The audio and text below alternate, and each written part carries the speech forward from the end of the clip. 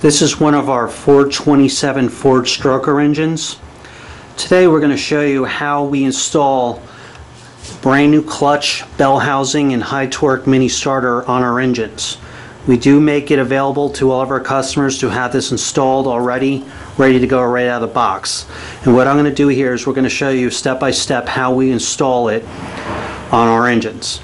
We put the mid plate on there for you. This in particular application, 427, is a 28-ounce balance. We have the billet steel Ford Racing flywheel on there. The pilot bearing, a brand new pilot bearing, is installed in there for you. The bell housing alignment pins are brand new installed on there. They're very clean, so there's no paint on there, so the bell housing will go right on there. And then we're working with a Zoom heavy duty clutch here. This is a 26 spline clutch. You can see it says flywheel side. It is very important that always the clutch disc is installed properly. And as you can see here, it says flywheel side. So this is going to go right onto the engine in this fashion. So in the next few steps here, we're going to show you how we install our entire clutch, the heavy duty SFI bell housing, new clutch fork, the throwout bearing, and then the high torque mini starter. And then we will even spin test the engine with the starter on there to make sure everything is right on. So when you get it, everything on the clutch will be aligned, ready to go right out of the box. Okay, very important. The pressure plate alignment pins have been installed for you on the flywheel, and these are very important. That'll align the clutch pressure plate on there right on, so you'll have no vibration issues or anything. So we always install them and have them ready to go. So we're going to put the clutch disc and the pressure plate on right now. Okay, we're ready to put our clutch disc on right now. As you can see, the clutch alignment tool is installed in there, and this will properly align the clutch disc and pressure plate as a unit. And as you can see, the flywheel side must be installed onto the flywheel, and that is being installed into the pilot bearing right now. So now we're putting the pressure plate on, aligning it onto the alignment pins there, and we are going to hold the clutch alignment tool. It's in the pilot bearing, and we're going to install all of the 6 pressure plate bolts in now, and we're going to tighten them down evenly to the flywheel.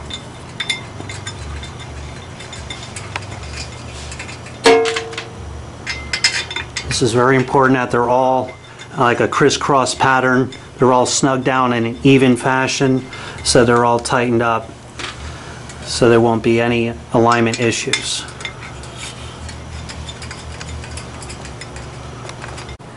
Okay, now we have the pressure plate all tightened. As you can see, what we're going to do is we're going to actually just check the torque. We're going to check all 6 bolts, make sure they're torqued to 18 foot-pounds. And we're going to go over them twice. Just make sure all 6 bolts on the pressure plate are torqued to 18 foot-pounds. So as you can see here, they're all tightened up for you. Now the alignment tool is in there, and you can see we left that in there the whole time we were tightening up the pressure plate. And this alignment tool is extremely important. What this does is it keeps the alignment tool, it aligns the entire clutch disc to the center of the pilot bearing, and you keep that in there as we're tightening up the pressure plate. As you can see, I can remove it and install it extremely easy, and that means the alignment is right on. So the alignment tool goes right in, and then it can be removed. So we're right on, the alignment is right on. Now we're ready to put our bell housing onto the engine, and we're going to mount that up with the brand new heavy duty clutch fork, and the throwout bearing is installed. So that's our next step. Okay, we're installing our heavy duty SFI bell housing right now. As you can see, it's going right on the alignment pins. Right on. We're going to put the all the necessary bolts to hold it on right now and tighten them all up.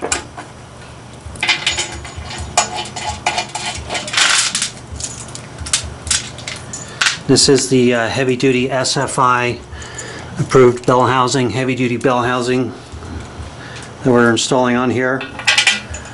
So we'll get that all tightened up, and then we will install the high torque mini starter. Okay, now we have all of our bolts mounted. The bell housing is mounted to the engine. All the bolts that go underneath are mounted. We are now ready to put our high torque starter, and what we're going to do, we're actually going to hook up the cables and spin the engine over to make sure the starter gear is aligned with the flywheel and retracting properly. So we will fully test that for you to make sure everything's operational and working. So when you get it in the vehicle, just hit the key and it's going to fire right up. So we're going to put the high torque mini starter on right now. Okay, we now have our high torque starter installed here, and we're going to hook up the cables as so. The big nut on here is going to get 12 volts constant power, the battery cable all the time to this lug here where I'm pointing, and right over here this other lug here, the smaller one, that's going to get key activated 12 volts power to it. So when you turn the ignition key on and off, the wire that will be supplied with the starter will have key activated 12 volts power on and off the ignition key to this one. The other one right here is again right off the battery, solenoid, 12 volts constant power on that, and then 12 volts key activated power on this one. And we'll have that highlighted in blue, so it's nice and simple, and the little instructions come with it, and the wire, which is over here, that'll come with the starter wire tied on there. One other thing I'd like to show you, we do supply you with the bolts that will mount the transmission to the bell housing, and as you can see, the clutch fork and the throw out bearing are installed for you. And then when you put your adjustable clutch cable through this hole on here and install that, it is very important that when you adjust that cable onto the clutch fork that you have at least 1 inch travel on the end play on the clutch pedal in the vehicle.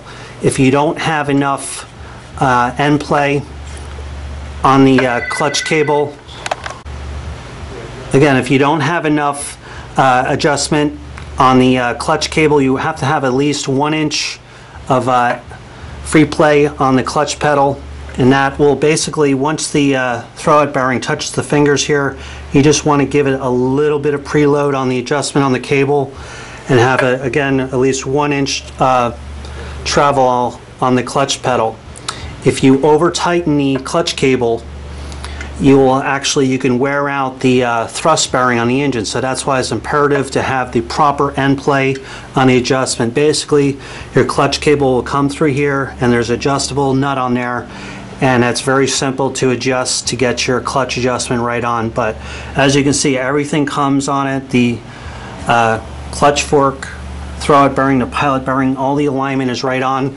And now we're going to basically just hook up the wires to the starter and wing the engine over and make sure the starter is kicking back in and then the alignment is right on. So that will be fully tested for you, and you'll have absolutely no problems when you get it. The engine will just drop in and all this is done for you, ready to roll. So we're going to hook up the wires and spin test the engine for you. Okay, we have our starter wired up, and we're just going to spin test the engine to make sure the starter engagement is perfect. So go ahead, spin test it.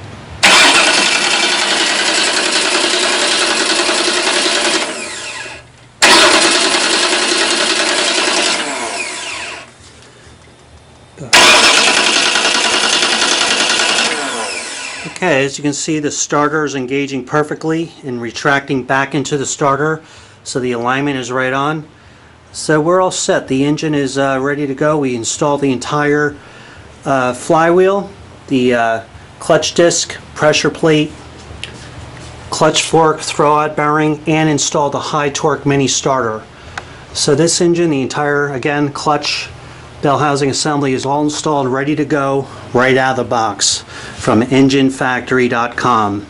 It's one of our 427 Ford stroker engines with the entire bell housing and clutch assembly installed for you.